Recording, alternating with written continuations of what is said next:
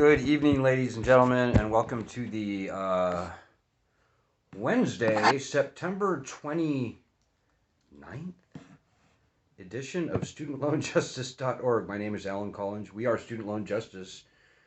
We hope that all is well in the world. We're glad that you found us. We are the oldest and largest truly grassroots group fighting only and absolutely for student loan justice. So for the first 16 years of our existence, that meant very moderately returning bankruptcy protections to student loans. September 29th. I think, is that what I said? Okay. Wednesday, September 29th. We're glad you found us. What took you so long? So it used to be, for the first 16 years of our existence, we were fighting for the return of bankruptcy protections to student loans very moderately. Well, I am here to tell you that certainly over the past 2 years that has changed. This is now a catastrophically failed lending program. It's time to cancel these loans, which thankfully the president can do, whether he chooses to or not, but at least certainly he can do it by executive order without needing one dime from the Treasury, without adding one penny to the national debt. So we continue to fight for bankruptcy. That still remains at the core of this problem. And in many ways, maybe one of the more important things that I will tell you here tonight is that we may not see any meaningful loan cancellation until and unless we get bankruptcy protections restored. So on that note, there is a great bill. If you forget everything I say tonight, remember this. We have a great bill in the Senate right now, S-2598. It is a bipartisan bill, and it will return bankruptcy protections to federal student loans. That is what is needed in order for us to see meaningful loan cancellation. If Elizabeth Warren were president, or Bernie Sanders, or somebody else, then maybe we would see meaningful loan cancellation without bankruptcy. But guys, I'm telling you, it's going to be a fight with Joe Biden. He is not the best guy in the world. In fact, I have to be honest and tell you that he is one of the worst people in the world on the student loan problem. Going back to his days as a senator in Delaware, as early back as like 1975 or 6, believe it or not. So we're glad that you found us. Spread the word about this group. Spread the word about our petition. If you have any questions or comments tonight, feel free to throw them out. I may go maybe a little longer than usual today because I haven't done a really long live stream in a while, so we'll see. But tonight I want to talk to you about a couple of things. Breaking in the news right now is big news in the student loan universe. Big news. So the largest servicer in the country, Navient, formerly known as Sallie Mae, has quit the federal lending game. They were servicing federal student loans. They will no longer be servicing federal loans. This is the third of 8 of our nation's servicers. And I think the largest one, FIA, was big, but I think Navient was probably a little bigger.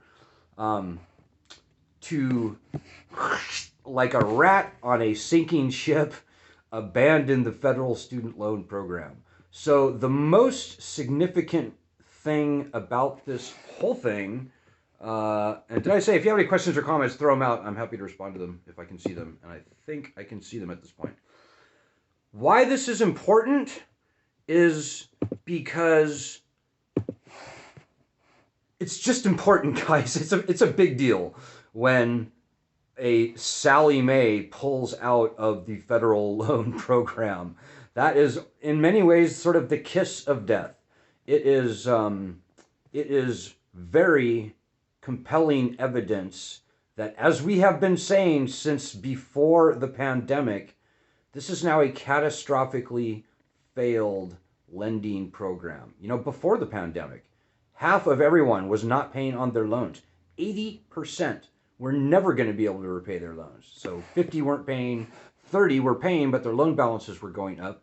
The default rate for 2004 students who were borrowing only a third of what people are borrowing today is 40%. So do the math. Any normal, rational person will consider the data that I just presented to you 10 seconds ago.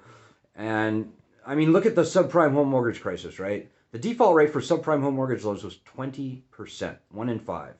Well, we are now looking at a default rate for student loans of 4 in 5.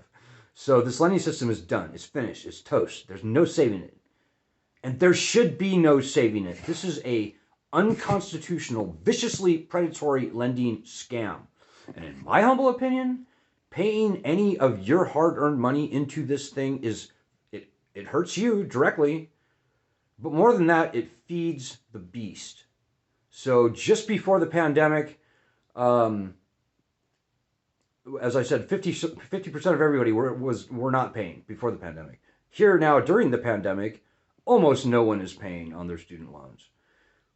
If and when they ever end this repayment pause and start demanding repayments again, it's just not going to happen. I mean, that's just the fact. It's not a strike. I know some people like to use that word. That's the wrong word. This is the slow motion death of the lending system. It is evaporating into a mist of illegitimacy as we speak. Now, this could go good for us. This could go bad for us, guys. This death could be a quick, clean, good death where the president cancels and the secretary cancel the loans by executive order and we're done. It could be a slightly slower death, and I don't think that's going to happen. I don't think Biden's going to cancel all the loans off the bat. It could be a slightly slower death where we finally get the bankruptcy protections that should have never been taken away returned to the loans, and that will very shortly thereafter compel widespread, maybe total, but certainly very widespread, very significant loan cancellation in one form or another. And ultimately, I think they'll probably realize that, yeah, we don't want to bankrupt like 25 million of our citizens, because in an average year, like fewer than 1 million people file for bankruptcy for any reason. So I don't think even Joe Biden could live with being the president that forced 5 million people into bankruptcy. So bankruptcy remains incredibly important. In fact, it remains the critical cornerstone. You know, a lot of people like to say that the student loan thing is a house of cards. Well, the first most important card in that whole house is the removal of bankruptcy protections from the loans. Hey, Megan, how's it going? So this news is important in that it signifies that, yeah, we were right. And indeed, this lending system is just falling apart in front of our eyes. But guys, I cannot say this strongly enough. Very important. A lot of people, okay, so how does this affect me directly? And the answer is, it really doesn't. I mean, yeah, there's a whole bunch of chaos and turmoil in Washington, D.C., and who knows what this new company, Maximus, and by the way, it's not a new company, it's a very old company, it's been around for decades, since 1974. Who knows how this company, Maximus, is going to handle the loans. But guys, the most important thing, bankruptcy remains gone from the loans. Statutes of limitations remain gone from the loans. All the bad people in and around the Department of Education that are defending this indefensible lending program, they haven't gone anywhere. So, you know, a lot of people I've seen on the internet are like popping the champagne corks and stuff, and I'm telling you, this is no cause for celebration. It is not. It is not. And maybe I'm a little too cynical or whatever, but guys, this is not really necessarily a good thing for us. You know, this opens the door for some very big things to start happening. Like, this is a big thing. Big things are happening. And I happen to know, for example, that some very sneaky, snaky swamp people in Washington, D.C., they would love to sell off the entire federal student loan portfolio to Wall Street, like for pennies on the dollar, because they are Wall Street. They would love to buy the federal loan portfolio for, say, 5 or 10 cents on the dollar, which is probably about what it's worth. I mean, this is junk paper at this point. But guys, there's a huge danger with that happening. You know, Wall Street won't want to buy these loans unless bankruptcy remains gone from them. They won't want to buy these loans unless statutes of limitations remain gone from the loans. So, and I'm not saying that's going to happen. I'm not even saying that people, well, I'm not saying that that's going to happen, but that is one of the things that keeps me up at night. I've been living and breathing this problem for 16 years, and it would be just a hugely terrible thing if Joe Biden and again, some very sneaky people want this to happen. So I'm just saying this for the record, if nothing else. It could be a really bad thing if Wall Street buys this paper for pennies on the dollar and bankruptcy remains gone from the loans, statutes of limitations remains gone. That means you give a for-profit company a huge profit motive to conquer and enslave you in a debt that you can never run from, never hide from. It would be tough for them to get statutes of limitations taken away from the loans once they are in private hands, but it would be absolutely zero effort at all to maintain the absence of bankruptcy protections. Because you don't have to pass, they would have to pass a law to get statute of limitations taken away from the debt. They would not have to pass the law to keep bankruptcy gone. In fact, all they'd have to do to keep bankruptcy gone from the loans is nothing, literally nothing. And Congress and the Department of Education, they love doing nothing. So I hope that doesn't happen, guys. But this only underscores how important it is that we get S2598 passed as quickly as possible. And strategically, this depends on, I think the quickest way to make this happen is through the Republicans. The Republicans have historically opposed us. There's no good reason for it. This is a big government lending monstrosity that no true conservative could ever support. But, and I'm wearing my North Carolina jacket tonight, by the way, and that's for a reason, because sneaky, swampy members of Congress from North Carolina, like, first and foremost, Virginia Fox in the House, but also Senator Richard Burr, guys like, oh shoot, I can't remember their names, a couple other congressmen, the kid, Madison Cawthorn, who's just a disgusting kid. He's in a wheelchair. I feel sorry for him for that, but he gets none of my sympathy because he has been fighting against student loan borrowers his entire career in the Congress, which has not been long. But he's learning from people like Virginia Fox, who is far more than old enough to know better. But you know, as I said, conservatives should be on our side. Republicans in Congress should be on our side. And they are coming around. You know, for the past 6 months or a year, we have been focused like a laser beam on Republicans from the states of, from states like Georgia, Texas, Missouri, Florida, Alabama, North Carolina, South Carolina, Ohio, New Hampshire, kind of a battleground state, Michigan, battleground state, Virginia, Maryland, Virginia's kind of a battleground state. But guys, all those states that I just mentioned, student loan debt exceeds their entire state budgets. Georgia, for example, $48 billion state budget. That's a lot of money. But the people of Georgia owe $82 billion in student loan debt, most of this federal debt. So that's $5 billion in interest alone that is being sucked out of the state of Georgia and being sent to the books of the Department of Education in Washington, D.C. There is nothing that any conservative can say about that that's good. So we've been making this very conservative argument for the past 6 months or a year, and I am thrilled to tell you that, yes, we have a bill, S2598, but more than that, we have Republican Senator John Cornyn prime co-sponsoring the bill. Dick Durbin is the also sponsor, the prime sponsor.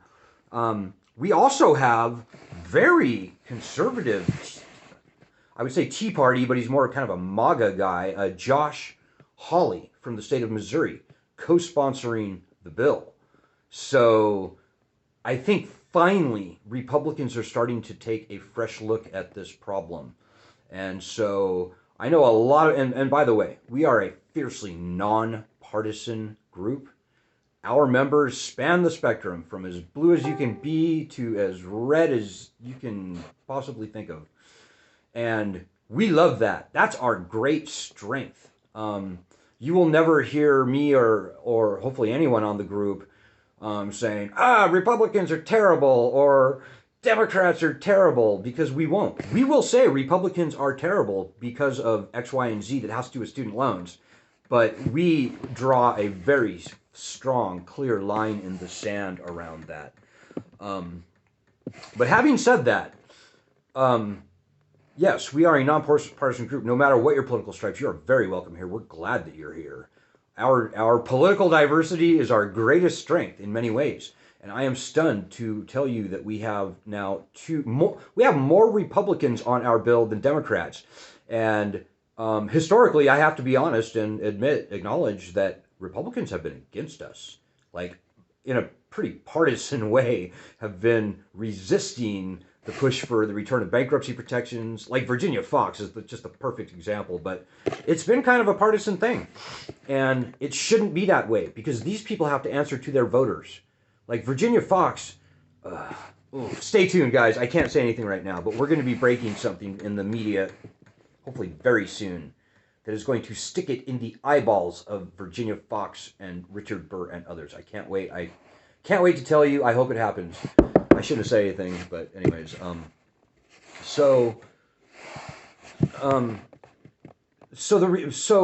Here's another thing.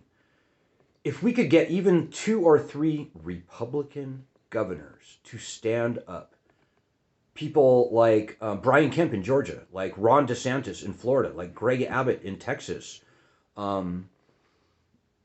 like other guys, I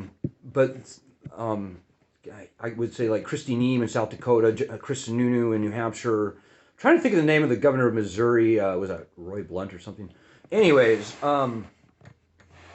that's not his name.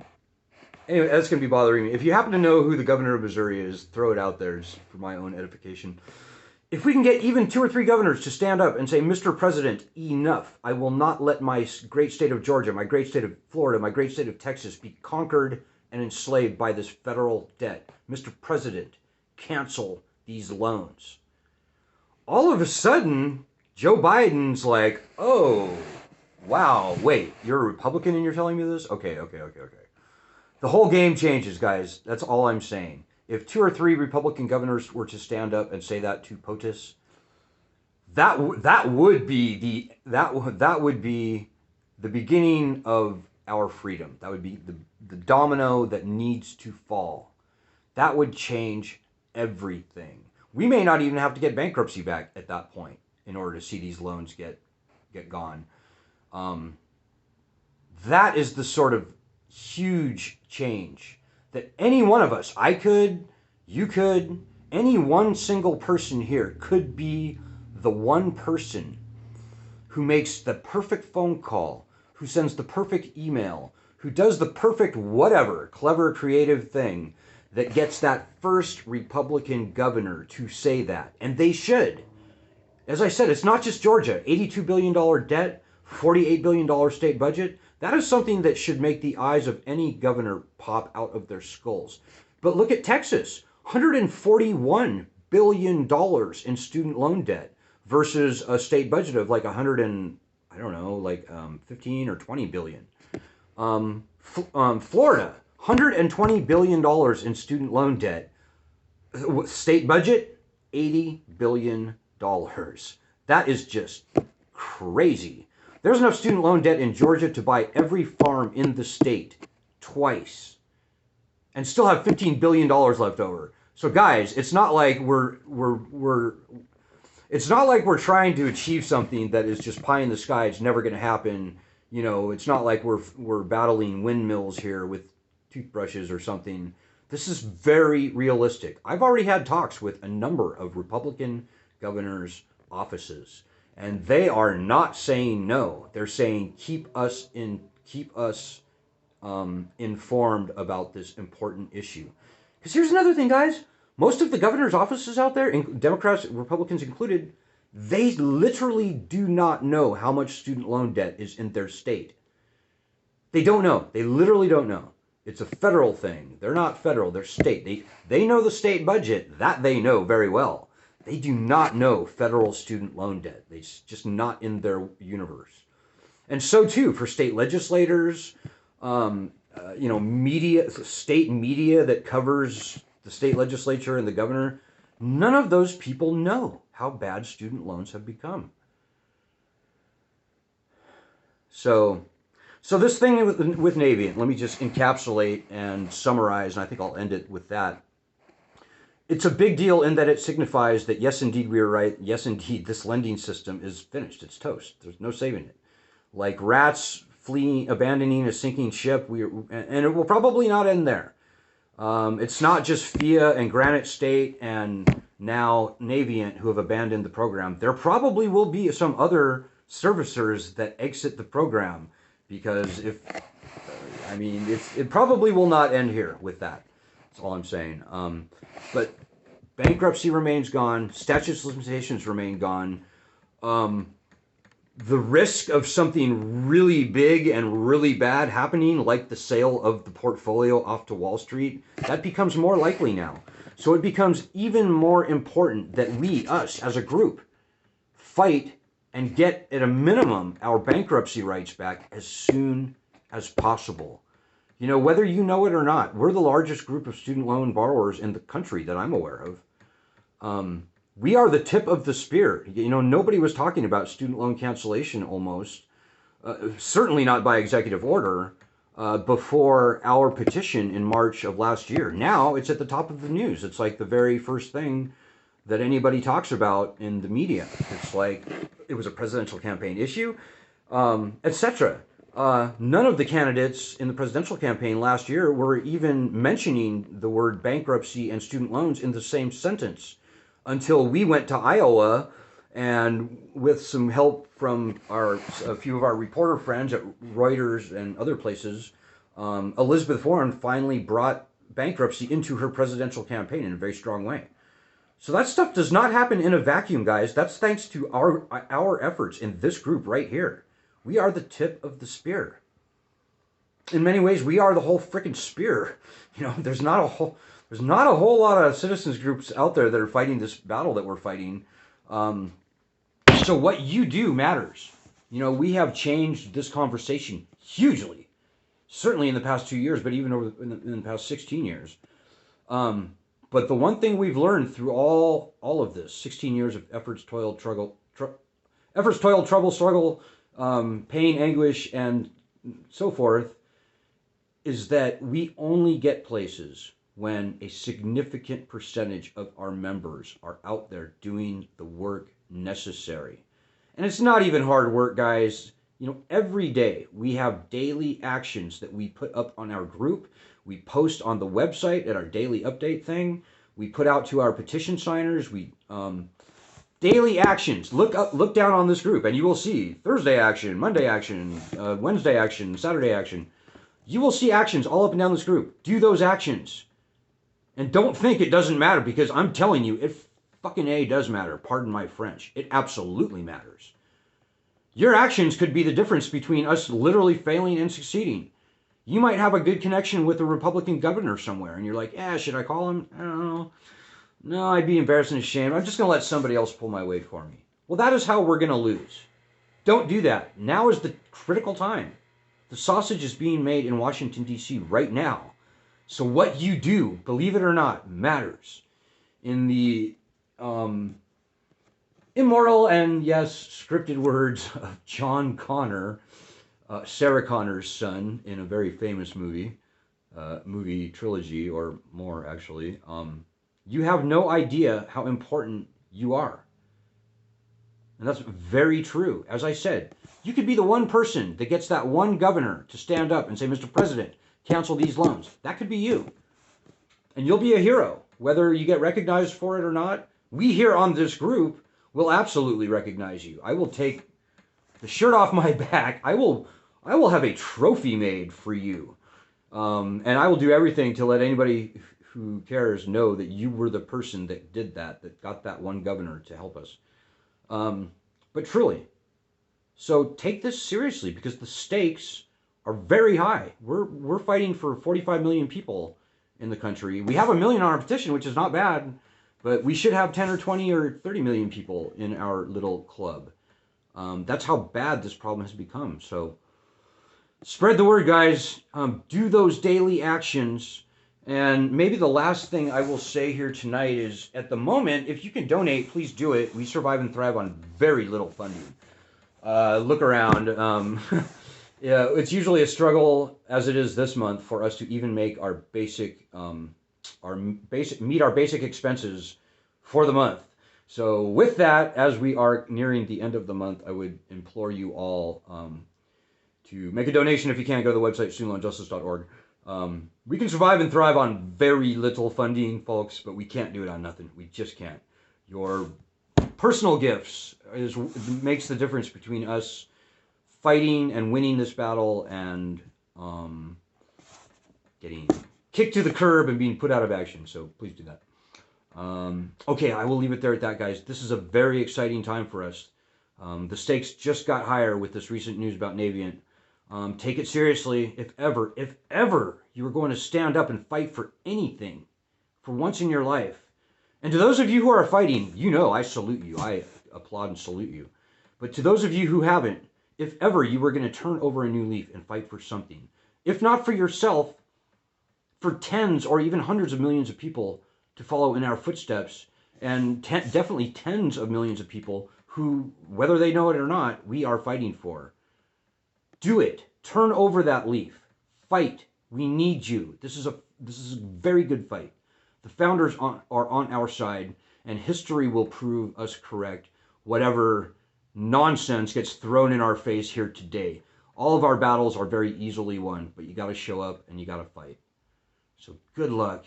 Stay in touch. Check back on this group on a daily basis if you can. Do our daily actions. Godspeed.